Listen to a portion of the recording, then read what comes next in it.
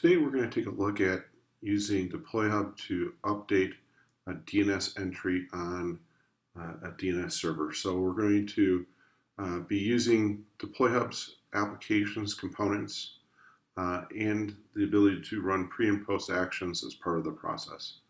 So let's take a look at our application version here. So we have version 15 of our DNS update.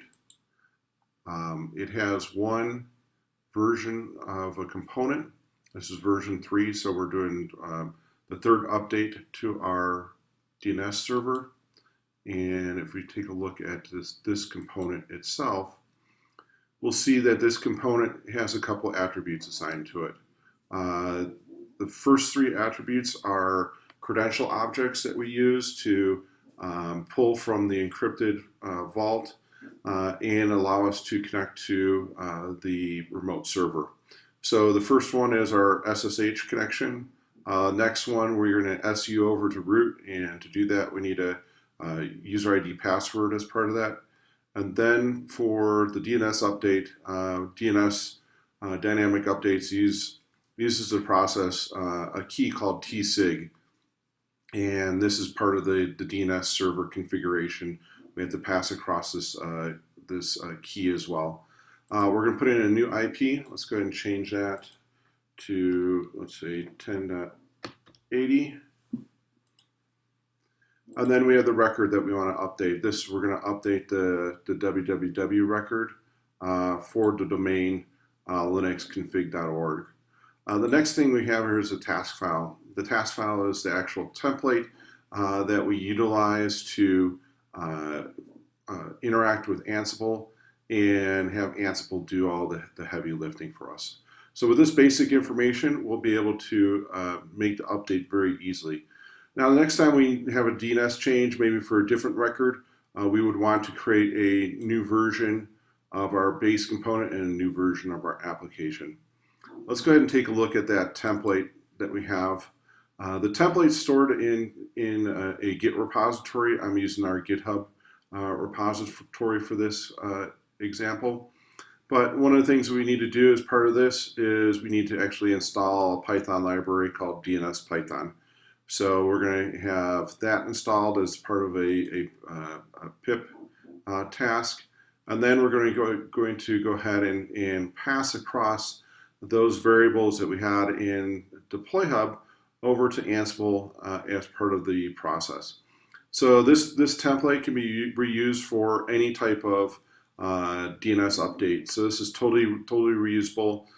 It's maintained in Git, so if we have a change, we check it in to Git, and DeployHub will pull that latest version for us as part of the deployment process.